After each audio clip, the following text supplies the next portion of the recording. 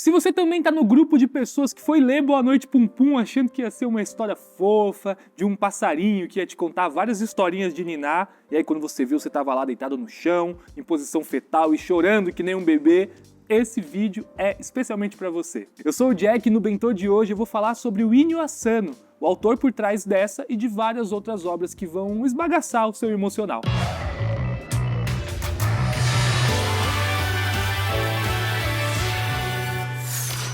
Inyo Asano é um dos meus autores favoritos, especialmente por ele explorar alguns limites não muito comuns na arte do mangá, que é tão conhecida aí pelas garotas mágicas, pelos robôs gigantes, pelos shonens de lutinha e vários outros tipos. O trabalho dele é extremamente potente em drama existencialista e numa certa comédia sombria, com abordagem muito adulta, né? Embora às vezes ele use a estética infantil de uma forma meio subversiva, o que eu particularmente gosto bastante.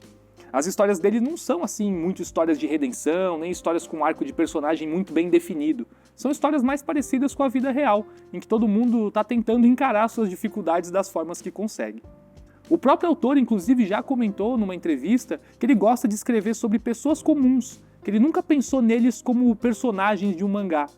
Para ele era mais importante escrever sobre situações e coisas que qualquer um poderia viver, ao invés de escrever personagens. Inclusive o seu interesse por mangá sempre foi mais voltado ao seinen, né, com temáticas mais adultas, ao contrário dos populares shonen da Jump. Para ele era mais do que necessário escrever sobre histórias que não fossem felizes, que fugissem da norma, né, como forma de resgatar o real, que para ele parecia ter se tornado raro. O Inyo Asano iniciou o trabalho como mangaka no gênero de humor, com alguns yonkoma, que são aqueles mangás de 4 quadros, e ele se dava muito bem com isso. Ele até considera que demorou um pouco aí para tomar coragem de mudar o gênero e escrever um pouco mais sobre histórias cotidianas. Inclusive o autor se tornou o meu mangaka favorito justamente por escrever sobre situações reais, sobre temas psicológicos, sobre as frustrações da vida adulta, sobre essa relação com as pessoas e especialmente com a relação com você mesmo. Deu pra me identificar muito mais do que eu gostaria porque os personagens estão sempre lá dando o seu melhor, mas o melhor deles muitas vezes não é o suficiente. O trabalho dele é bastante adulto e não daquele jeito palavrão e gente pelada, mas do jeito que as respostas nem sempre são fáceis e nem sempre são boas e às vezes, infelizmente, a gente tem que lidar com isso. Hoje eu vou falar aqui de algumas obras do autor para você conhecer melhor o universo do Inyo Asano. E eu vou focar aqui também em obras que estão disponíveis no Brasil para vocês irem atrás e, obviamente, aproveitarem o trabalho do cara. Vem comigo, jovem!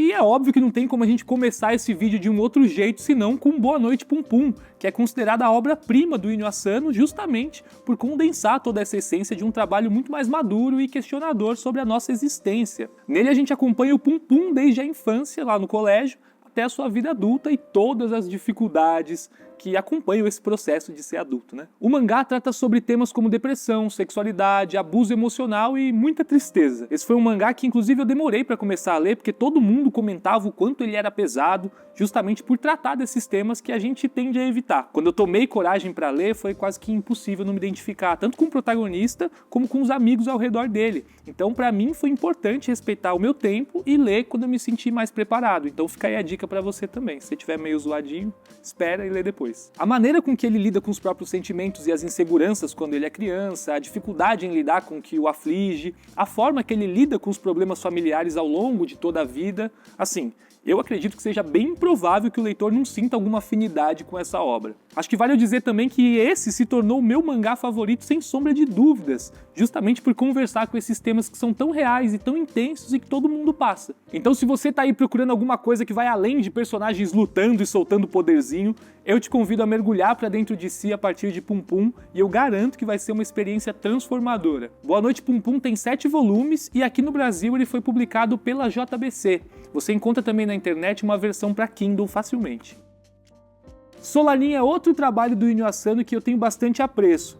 Nele a gente acompanha a história de um jovem casal de namorados que vivem lá juntos num apartamento. Ela trabalha como auxiliar de escritório, ela ganha super bem, só que ela vive uma vida infeliz num ambiente de trabalho completamente insalubre. Se identificou com isso aí? Ele, né, o namorado, é um ilustrador freelancer que recebe pouca grana e que mal tem tempo pra viver. Ele tá sempre exausto, não aproveita muito bem a vida dele não. Os dois então resolvem virar a vida de ponta cabeça e correr atrás dos seus próprios sonhos, dos seus propósitos, né?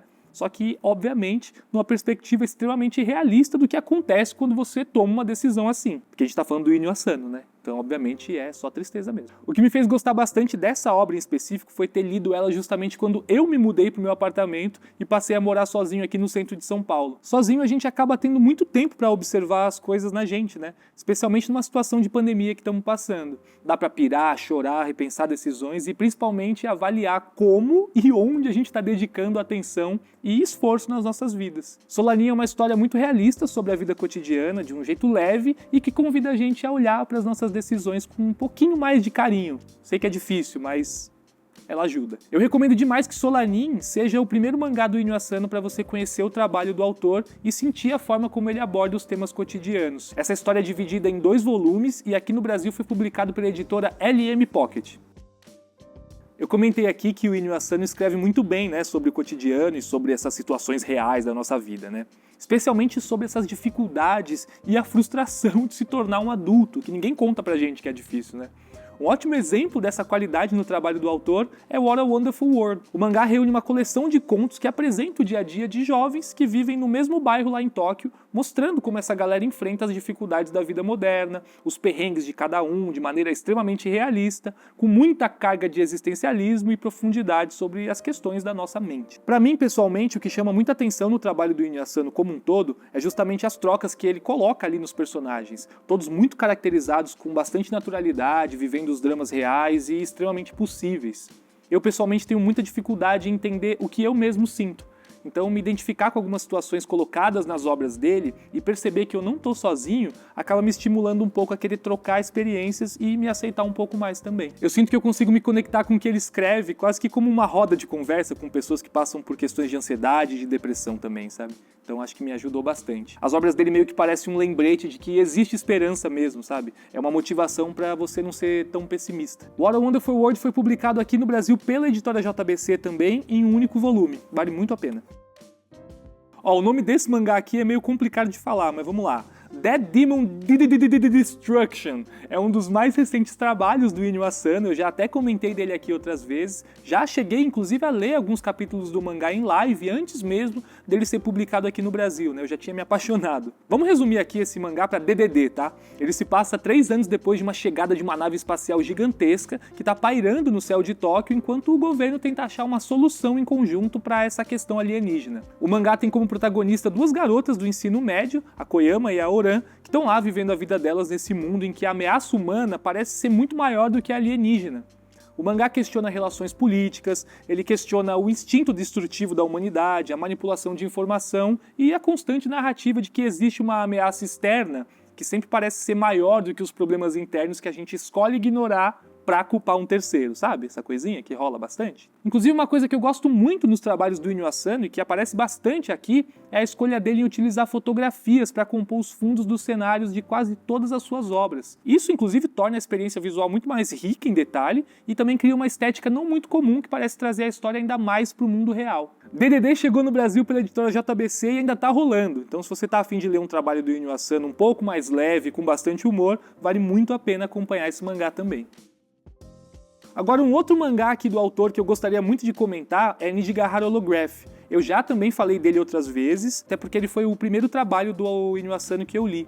Eu resolvi falar dele para não passar em branco, porque ele é excelente, ele é maravilhoso, só que de todos os títulos que eu mencionei aqui, esse é o único que está esgotado. Mas, se você aí jovem otaku procurar na internet, quem sabe você não consegue encontrar em algum sebo, ou então eles voltam a produzir pela procura dos otakus. Alô, JBC? Ajuda nós. A história de Nijigahara Holograph acompanha um grupo de jovens e de adultos de uma escola que tem várias tragédias e dramas pessoais que se entrelaçam numa narrativa não linear, que é cheia de flashback, que mostram aí como esses traumas e toda essa culpa acabou mudando a vida de todo mundo ao longo de 10 anos. Nijigahara foi o primeiro trampo do Inyo Asano que eu li e o que me chamou a atenção foi justamente a construção da narrativa que ele propõe, que é uma forma completamente surreal e extremamente complexa, contando a história de um jeito cinematográfico e muito diferente do que eu estava acostumado a ler em outros mangás. Vale dizer também que essa é uma obra extremamente densa e que não te entrega tudo assim tão facilmente. Ela precisa muito da sua atenção para você focar em todos os detalhes dessa história que mistura passado, presente e futuro de um jeito que eu nunca tinha visto antes. O mangá foi publicado no Brasil também pela editora JBC em um volume único. Então corre aí atrás que se você encontrar, isso aí é ouro.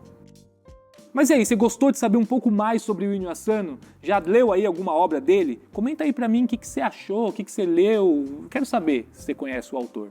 Se você puder, curte esse vídeo, se inscreve aqui no canal e também ativa o sininho. Isso ajuda muito a gente a entregar o conteúdo para mais pessoas e você também não perde o que a gente faz por aqui. Até semana que vem com mais um Bentô. Tchau, seu otaku é mó legal.